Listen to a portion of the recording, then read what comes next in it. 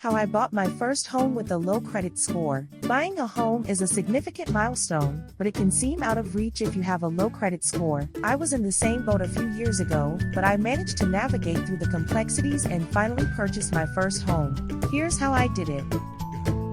Understanding credit and its impact. Firstly, it's important to understand what a credit score is and why it matters. A credit score is a numerical expression based on a level analysis of a person's credit files to represent the creditworthiness of an individual. Lenders use this score to evaluate the probability that a person repays debts. A low credit score can often mean higher interest rates or a complete denial of the loan. Improving my credit score. Knowing the importance of the score, I started by obtaining a copy of my credit report. I scrutinized it for any errors and disputed them, which slightly improved my score. I also worked on reducing my debt-to-income ratio by paying off smaller debts and not taking on new ones.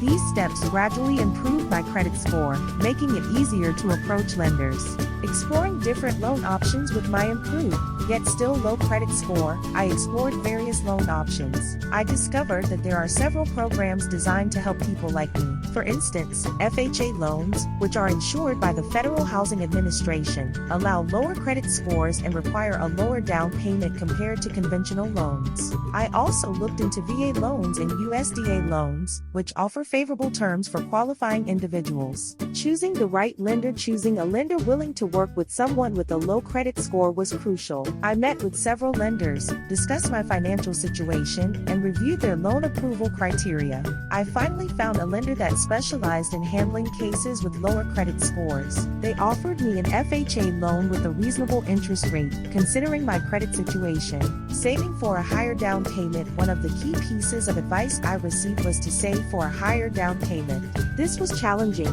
but it significantly increased my chances of loan approval. A higher down payment reduces the loan-to-value ratio, which is a critical factor for lenders. It also shows your commitment to the investment, making you a less risky borrower. Getting pre-approved. Before I started looking for a house, I got pre-approved for a loan. This process involved submitting financial documents to my lender, who then provided an estimate of the loan amount I could get approved for. Pre-approval helped me set a realistic budget and showed sellers that I was a serious buyer, despite my low credit score. Searching for a home with pre-approval in hand, I started the home search within my budget. It was important to be realistic about what I could afford and where. I focused on areas with potential growth in property value and homes that required minimal initial repairs to avoid any additional financial strain. Conclusion. Buying a home with a low credit score was not easy, but it was possible with the right strategy and persistence. By improving my credit score, saving for a larger down payment, and finding the right lender and loan program, I was able to overcome the challenges and make my dream of homeownership a reality. For anyone in a similar situation, patience and informed decision-making are key.